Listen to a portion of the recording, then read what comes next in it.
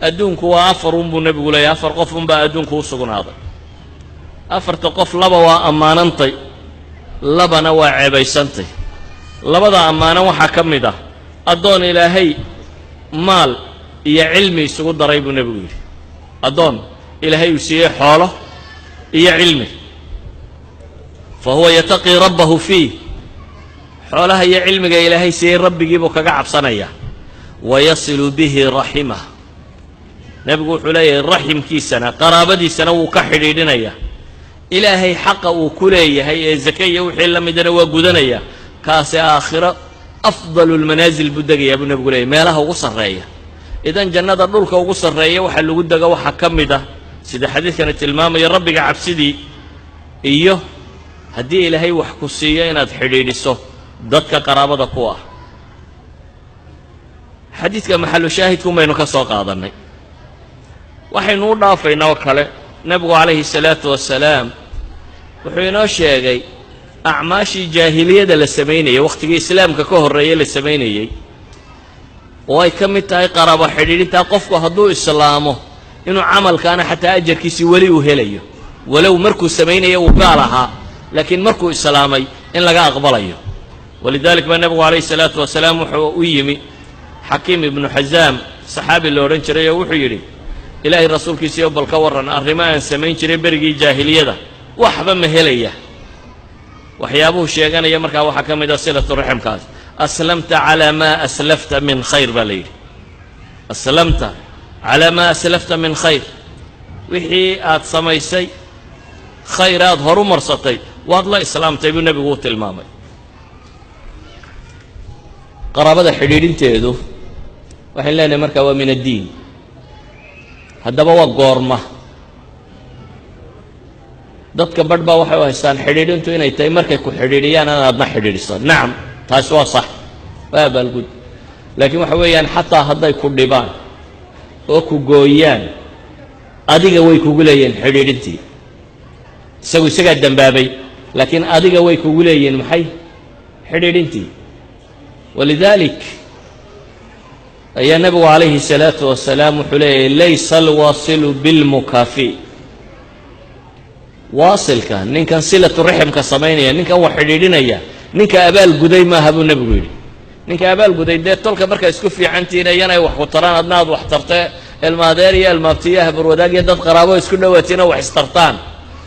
dee waad abaalgudday markaa wixii lagu tarunbaad adna wax ka celisay kaa maaha buu yidhi nebigu kaynu ka hadlaynaa kaasi waa mukaafi baa la yidhi waa nin abaal lagu lahaayo abaalkii guday laakiin kaan sheegaya walaakina alwaasilu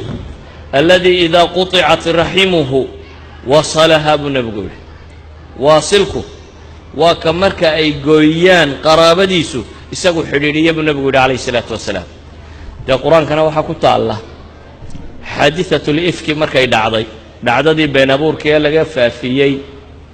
caaisha ridwaan ullaahi calayha ee abi bakar ayaa wuu dhaartay wuxuu ka dhaaranaya nimankan warkan rumaystay munaafiqiin baa warta sameeyey laakiin dadka badh baa jira warka aan hubina iska rumaystay niman muslimiin oo waaweyn oo muhaajiriin iyo ansaarba leh ayaa run mooday warkiiyoo faafiyey iyana waxaa ka mid ah xasan ibnu haabit shaacirkii nebiga calayhi salaatu wasalaam oo ansaariga ahaa waxaa kaloo ka mid ah muhaajiriinta mistax ibnu ahaas waxaa ka mid ah xamna waxaa la yidhahdaa dadkii faafiye ka qayb qaatay bay noqdeen dabeeta abi bakar wuxuu ka xanaaqay mistax ibnu ahaas ninkan la yidhaahdo hooyadii iyo abi bakar baa habro wadaaga markaa abi bakar qaraabanimo iyo tolnimo daraaddeed isaga iyo hooyadiiba isagaa biila abi bakar baa wuxuu biilaa mistaxan iyo hooyadiiba abi bakar baa biila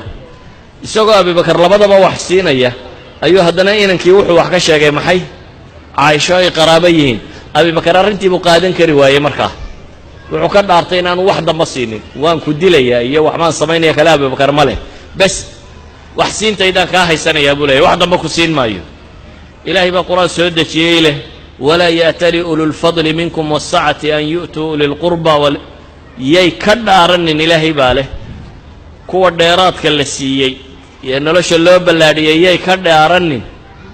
dadka foqorada iyo muhaajiriinta ilaahay dartii u soo hijrooday inay wax siiyaan yay ka dhaaranin baa ilaha yidhi alaa tuxibuuna an yakfir allahu lakum walyacfuu walyasfaxuu ilahay wuxuu dhahay ha dhaafaan oo ha ka jeestaan miyaydan jeclayn idinbaba ilaahay leeyahy subxaana wa tacaala in ilaahay dembigiina dhaafo idan abibakar waxaa la farayaa iyadoo mistax uu dhibta tan geystay haddana inuu weli xidhiidhiyo oo wax siiyo ayuha alaxiba waxa uu nebigu tilmaamaya calayhi الsalaatu wasalaam man sarahu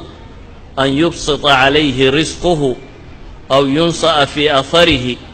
falyasil raximah ama man axaba